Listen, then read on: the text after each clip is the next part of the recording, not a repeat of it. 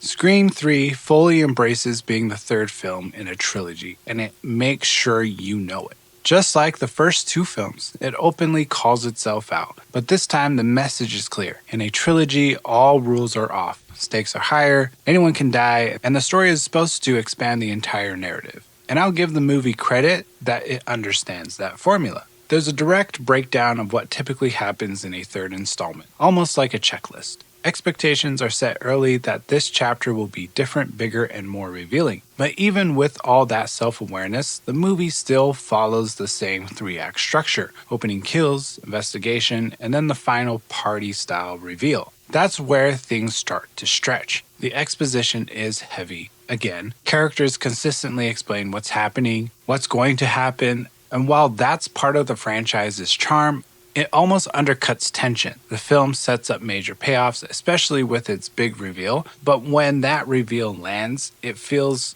overly extended and a bit forced. The idea that this killer was the one pulling the strings behind everything, even influencing the creation of the Stab movies, is ambitious. It tries to tie the entire trilogy together into one grand manipulation. On paper, that's bold. On screen, it feels like it's reaching.